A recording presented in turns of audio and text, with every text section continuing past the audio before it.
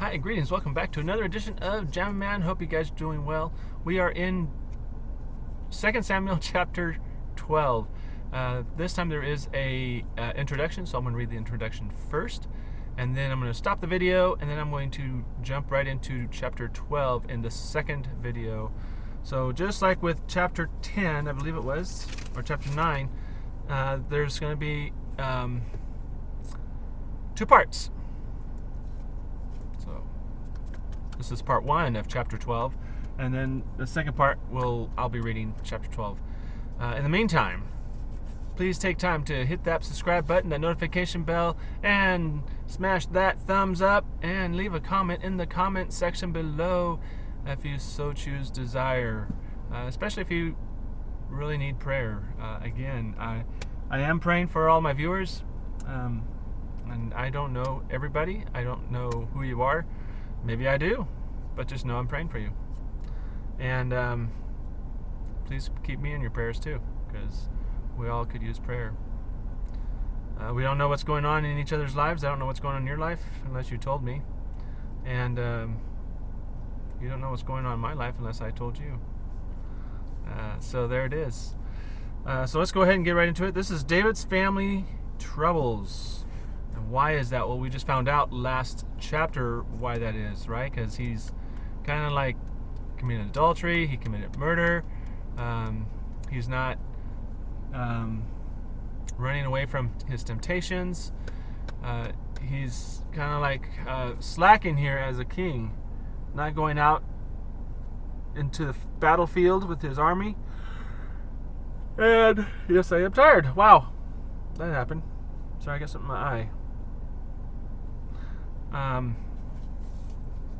my goodness. It's not coming out. There we go. I am expecting a phone call from my dermatologist, so if my phone rings, I will answer it. Because that's something I need to take care of, so I might just stop reading just to answer the phone. So this is David's family's troubles, and again, it's because of his sin, David's sin. And so far, up to chapter 11, all the way through up to this point, we've been seeing David being obedient. We've seen David being faithful. We've seen David being loyal to God, inquiring of God in every decision that he had to make. So, and again, those are characteristics that we need to follow if we want to be called a man after God's own heart. If we want to be called a woman after God's own heart, then we need to be like David, really, and that's in the sense that he was obedient to God, he was faithful to God, he was loyal to God, and he inquired on everything that he needed to inquire God about. And so we need to do likewise. But here we see David's failures, David's weaknesses. So let's jump right into it, shall we?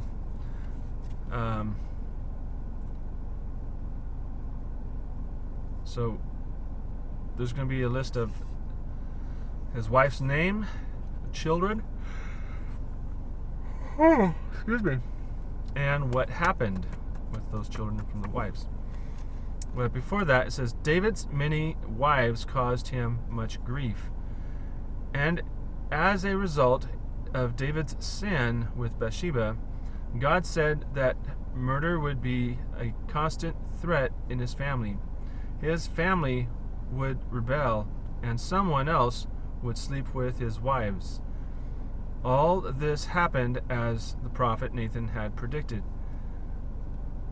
The consequences of sin affect not only us, but those we know and love.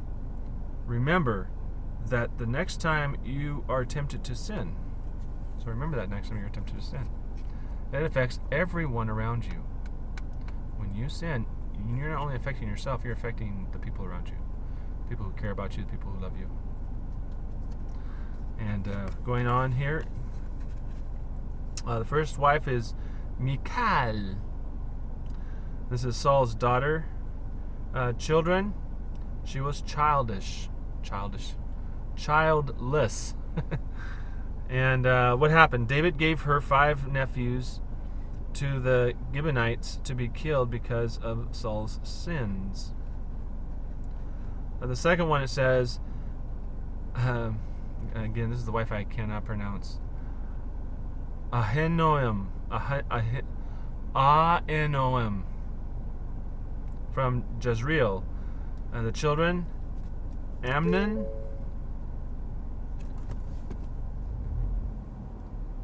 Sorry. My car was threatening to turn off. No, because I have the AC going.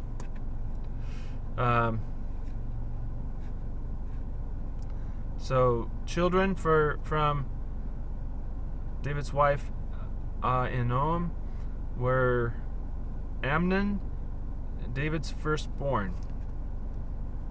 I said was. And here's what happened. He raped Tamar, his half-sister, and was later murdered by Absalom in revenge.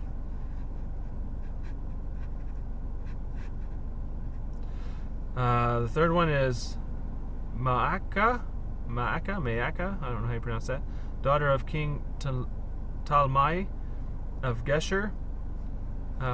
Children, Absalom, third son Tamar, the only daughter mentioned by name. He only had one daughter, I guess. And what happened? Absalom killed Amnon for raping Tamar, and then fled to Geshur. Later, he returned. Oh, I totally didn't read that right. And then fled to Geshur. End of sentence. Later, going on to the next sentence, he returned, only to rebel against David. He set up a tent on his roof and slept with 10 of his father's concubines there. His pride led him to his death. Another wife of David was Haggith. Children, Adonijah, fourth son. He was very handsome, but it is recorded that he was never disciplined. What happened? He set himself up as king before David's death. His plot was exposed, and David spared his life, but his half-brother Solomon later had him executed. And then there's Bathsheba. Da, da, da. Children, unnamed son. What happened? Died in fulfillment of God's punishment for David and Bathsheba's adultery. Again with Bathsheba, Solomon, which is the child, and what happened with Solomon, became the next king of Israel. Ironically, Solomon's many wives caused his downfall. So that's it for the little intro.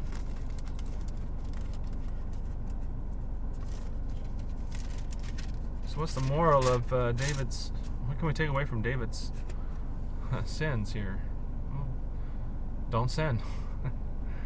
But we're going to make mistakes. We are going to mess up. Why? Because we're human.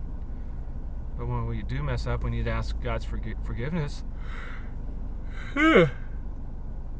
Wowzers, excuse me.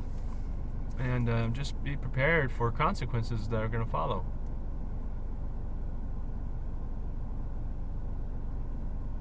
And it could be the death of a son or a daughter or a grandchild. I don't know. God knows. I mean, that's what happened here with David, his son.